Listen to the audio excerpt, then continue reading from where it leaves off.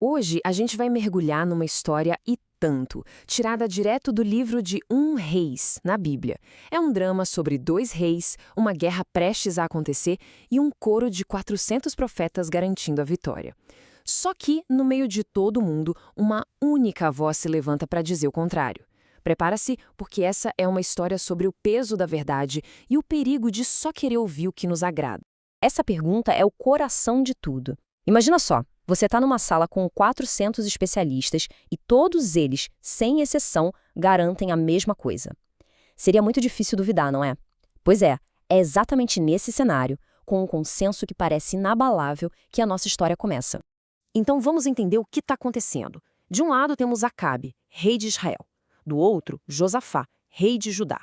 Eles formam uma aliança militar. O objetivo? Reconquistar uma cidade super estratégica, chamada Ramote-Gileade. Os exércitos já estão prontos, a vontade de vencer é enorme, mas, antes de partir para a batalha, falta um detalhe importante. E aqui que a coisa começa a complicar. O rei Josafá, que era um cara mais cauteloso, vira e fala: espera aí.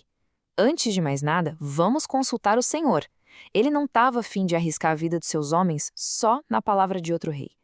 E essa exigência, que parece simples, vai dar início a um confronto profético gigantesco. Em resposta ao pedido, o rei Acabe junta os profetas dele. E não são 2 ou 3, não. Ele chama 400 homens. 400, pensa nesse número. É uma demonstração de força para passar aquela imagem de certeza absoluta de que Deus estava do lado deles. E a mensagem que sai da boca dos 400 é uma só. Pode ir, rei, o Senhor vai entregar a cidade nas suas mãos. Era a música para os ouvidos de Acabe, vitória certa, sem nenhuma dúvida, o sinal verde que ele queria. Mas para o rei Josafá, aquilo tudo parecia fácil demais, sabe? A desconfiança de Josafá bate na hora. Essa unanimidade toda soou meio estranha para ele. Então ele pergunta: escuta, não tem mais ninguém por aqui? Nenhum outro profeta do Senhor que a gente possa consultar? Ele estava buscando uma segunda opinião, alguém que talvez não estivesse ali só para agradar o rei. A resposta de Acabe é, nossa, muito reveladora. Ele diz que sim, tem mais um profeta, um cara chamado Micaías. Mas olha só o contraste. Acabe explode. Eu odeio esse homem. Ele nunca profetiza nada de bom para mim, só desgraça. Já Josafá tenta acalmar os ânimos, dizendo que a verdade precisa ser ouvida, gostando ou não. O palco está pronto para a chegada do grande dissidente. Antes mesmo de Micaías chegar na frente do rei, a pressão já começa. O mensageiro vai na frente e avisa: olha, todo mundo está falando a mesma coisa. É melhor você concordar com eles, falar algo positivo. Em outras palavras, não arruma confusão, só repete o que o rei quer ouvir.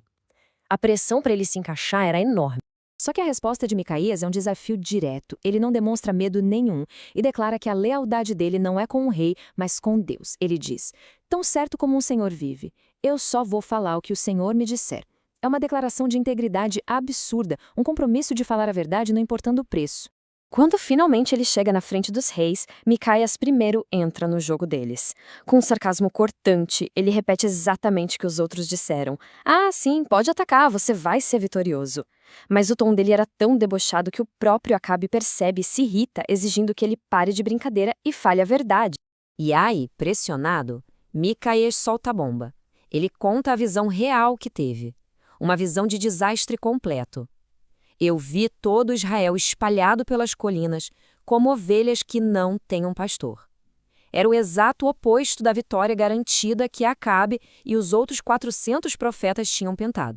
Um silêncio deve ter tomado conta do lugar. Como assim? Por que a visão de Micaías seria certa e a dos outros 400 a errada? Para explicar, ele leva todo mundo para um lugar que ninguém ali poderia contestar, a sala do trono de Deus, no céu. E o que Micaías descreve é de arrepiar. Ele conta que viu uma cena na corte celestial, onde um plano foi traçado para levar Acabe à própria morte. O Senhor pergunta quem poderia enganar o rei e um espírito se oferece. O plano? Se tornar um espírito de mentira na boca de todos os profetas dele. Ou seja, a profecia de vitória não era um erro, era, na verdade, uma armadilha. A reação a essa revelação é imediata e violenta. Zedequias, que era o líder dos profetas de Acabe, vai até Micaías e dá um tapa na cara dele. Ele não consegue aceitar que a sua profecia era uma mentira encomendada e parte para a agressão. A verdade de Micaías não só o desmentiu, como destruiu a credibilidade dele e de todos os outros. Acabe então, diante da escolha entre uma verdade terrível e uma mentira confortável, escolhe a mentira. Ele ignora o aviso por completo e ordena: levem esse cara daqui, joguem ele na prisão com pão e água até eu voltar em segurança. A ironia cruel, né? A liberdade de Micaías dependia de um evento que ele mesmo tinha acabado de profetizar que nunca aconteceria.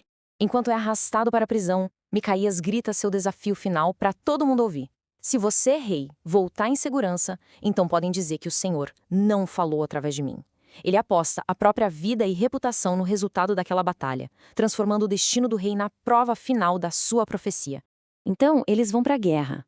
Mas Acabe, talvez com uma pulguinha atrás da orelha, bola um plano para tentar enganar o destino. Ele decide lutar disfarçado, como um soldado qualquer, e pede para o rei Josafá usar suas roupas reais. Assim, Josafá seria o alvo óbvio. Um plano esperto. Mas será que era o bastante para fugir do que estava previsto? A batalha acontece, e as coisas se desenrolam com uma precisão assustadora. No começo, os inimigos cercam Josafá, achando que ele é o rei de Israel, mas logo percebem o erro e recuam.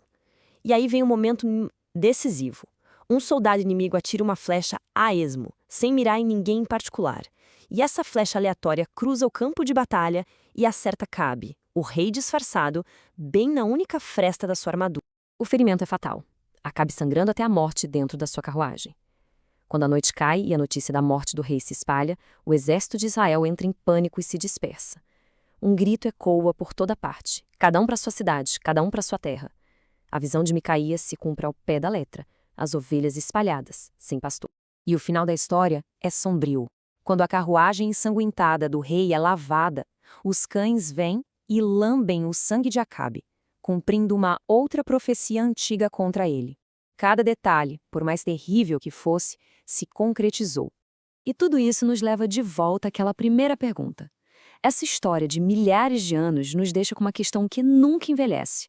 O que vale mais? Uma verdade dura, difícil de engolir, dita por uma única pessoa, ou um consenso confortável que todo mundo repete? É uma pergunta sobre coragem, sobre o poder de sedução de uma boa mentira e sobre as consequências das nossas escolhas. Fica aí pra gente pensar.